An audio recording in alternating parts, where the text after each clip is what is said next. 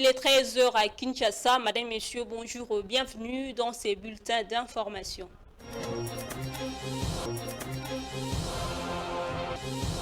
Commençons par cette information. En bref, le président de la République, Félix Tshisekedi, a accordé une audience ce lundi 10 mars à l'envoyé spécial du secrétaire général des Nations Unies pour le Grand Lac, en tournée dans quelques pays de la région, avant la tenue à New York d'une réunion du Conseil de sécurité consacrée exclusivement à la situation des crises en République démocratique du Congo. Pour l'envoyé spécial, cette réunion est l'occasion pour aboutir à la désescalade des tensions actuelles. Et puis, les membres du Conseil de sécurité des Nations Unies vont se réunir en consultation à huis clos ce mardi 11 mars pour discuter de la situation sécuritaire dans l'Est de la République démocratique du Congo. Au cours de cette réunion, le secrétaire général adjoint des opérations de paix, Jean-Pierre Lacroix, devrait informer le membre du Conseil de sa visite du 27 février au 1er mars en RDC, au cours de laquelle il s'est entretenu avec les autorités congolaises de la situation en matière de sécurité dans l'Est de la RDC.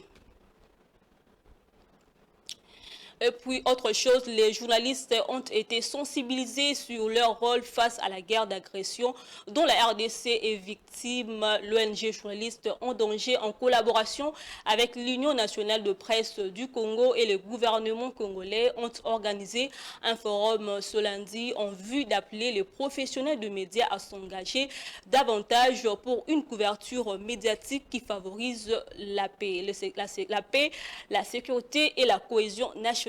Suivez. C'est un forum riche par la diversité des thématiques, mais également par la diversité des intervenants. Après les discours inauguraux du secrétaire général de l'ONG GELT, du président de l'Union nationale de la presse du Congo et du ministre de la communication Patrick Mouyaya, les débats ont été orientés vers des questions de fond afin de permettre aux professionnels de médias de s'équiper intellectuellement sur la question de la guerre dans le Kivu, mais aussi sur les problématiques et enjeux de la démocratie, de la bonne gouvernance et de la cohésion nationale. Ce panel de discussion animé par les professeurs Isidore Ndaïwel et le colonel à la retraite Chris Yamba, ancien négociateur des différentes crises congolaises et cadre au mécanisme national de suivi de l'accord cadre d'Addis Abeba, a particulièrement exploré la crise dans la région de Grand Lac, scrutant la genèse de ces conflits. Pour les organisateurs du forum, l'objectif est de mieux informer les journalistes afin qu'ils puissent devenir de véritables courroies de transmission. Pour les organisateurs du forum, l'objectif est de mieux informer les journalistes afin qu'ils puissent devenir des véritables courroies de transmission capables de sensibiliser leurs concitoyens et de déconstruire les désinformations ennemies. Ainsi, le journaliste qui est un citoyen avant d'être un professionnel de médias pourra s'engager efficacement pour la paix et la cohésion sociale. D'autres thématiques ont abordé les subtilités de la communication en période de guerre, le forum qui intervient à un moment où la situation est particulièrement critique au nord et au sud Kivu a également été une occasion d'échanger témoignages à l'appui sur la situation des confrères dans les zones occupées où plusieurs d'entre eux sont contraints à la clandestinité. Pour clôturer ces assises, le professionnel de médias ont remis au gouvernement un document de plaidoyer sur la situation de médias. Et pour terminer, le Mali annonce la levée partielle de la suspension de permis miniers à partir du 15 mars 2025.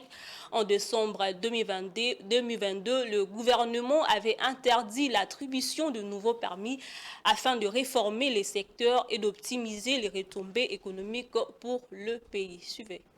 Le Mali annonce la levée partielle de la suspension des permis miniers à partir du 15 mars 2025.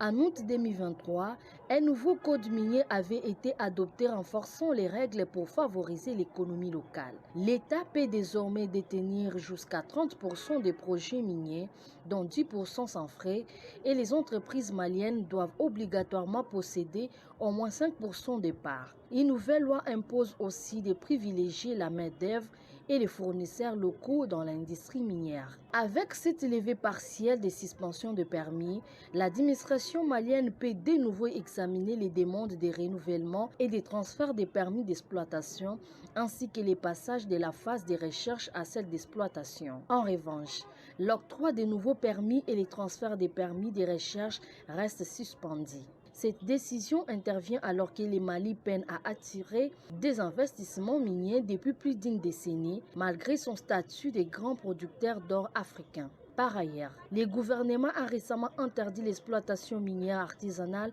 par des entreprises étrangères après plusieurs incidents mortels. Et voilà, c'est tout pour ces 13 heures. Madame, Messieurs, prenez rendez-vous à 19h30 pour la grande édition du journal.